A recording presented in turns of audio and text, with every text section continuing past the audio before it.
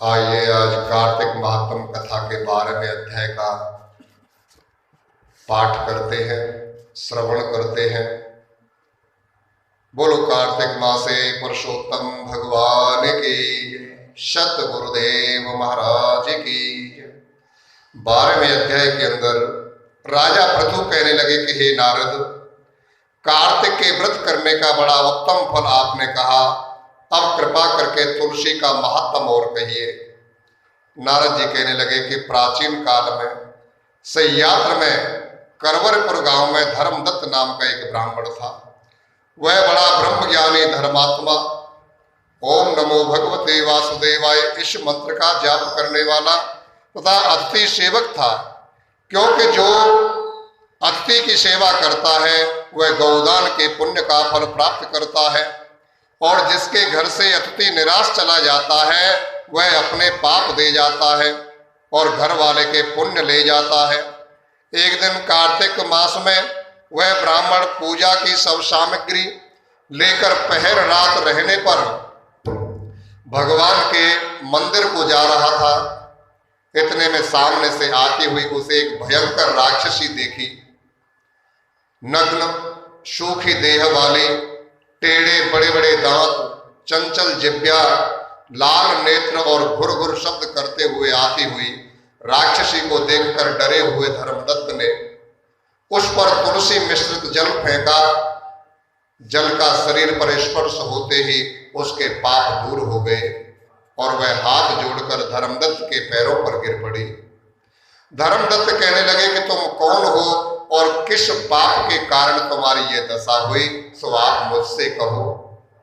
वह कहने लगी कि सौराष्ट्र में भिक्षु नाम का एक ब्राह्मण था, उसकी मैं पहली पत्नी थी और कलहा मेरा नाम था।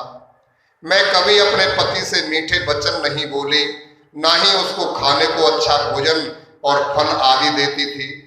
इस पर मेरे पति ने दुखी होकर दूसरे विवाह का निश्चय किया। तब मैंने क्रोध से विष खाकर अपने प्राणों का अंत कर लिया। यमराज के दूत मुझको बांधकर यमराज के पास ले गए और यमराज ने चित्रगुप्त को मेरे शुभ अशुभ कर्म बतलाने के लिए कहा।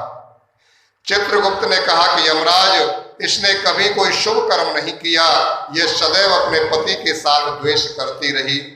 आप खुद अच्छा भोजन करती और पति को घटिया बासी भोजन देती थी। तब यमराज ने आज्ञा दी कि यह जिस पात्र में भोजन बनाती उसी में खाती थी, इसलिए यह अपनी संतान को खाने वाली बिल्ली की योनि में जाए। यह अपने पति के साथ कलह करती थी, इस कारण विष्ठा खाने वाली शूकरी की योनि में जाए।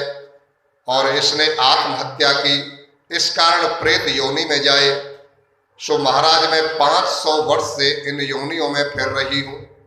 भूख और प्यास से दुखी होकर एक बनिए के शरीर में प्रवेश करके कृष्णा और वेणी नदी के संगम पर आई। जैसे ही नदी के तीर पर पहुंची, विष्णु के दूतों ने वैश्य के शरीर से निकालकर मुझे बाहर कर दिया। अब फिरते फिरते आप मिल गए। आपके तुलसी मिश्रित जल से मेरे सब पाप नष्ट हो गए हैं। अब इन तीनों योनियों से छूटकर किस प्रकार मुझको उत्तम गति प्राप्त हो, सो आप कहिए। धर्मदत्त कहने लगा कि तुझे देखकर मेरा मन अति दुखी होता है। तीर्थ, व्रत और दान प्रेत योनि में नहीं हो सकते। तुम्हारे पाप बहुत हैं और पुण्य बहुत थोड़े हैं। इससे हमने जन्म पर्यंत जो कार्तिक का व्रत किया है उसका आधा पुण्य तुमको दिया, जिससे तुम उत्तम गति को प्राप्त हो। क्योंकि कार्तिक के व्रत के समान पुण्य देने वाला कोई भी यज्ञ, दान, तप, व्रताद नहीं है। तब ब्राह्मण ने जो ही तुलसी मिश्रित जल से उसका अभिषेक किया और 12 अक्षर का विष्णु जी का मंत्र सुनाया, त्यों ही कलहा प्रेत योनि से छूट गई।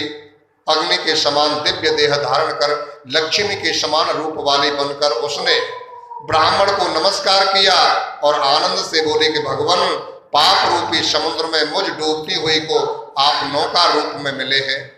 उसी समय उसने विष्णु दूत पुण्यशील और सुशील सहित विमान देखा। भगवान के दूतों ने कलहा को विमान पर बैठा लिया। विमान को देखकर धर्मदत्त अति विस्मित हुआ और भगवान के गणों को देखकर चरणों में गिरकर दंडवत और नमस्कार करने लगा। तब गणों ने धर्मदत्त को उठाकर अपने हृदय से लगा लिया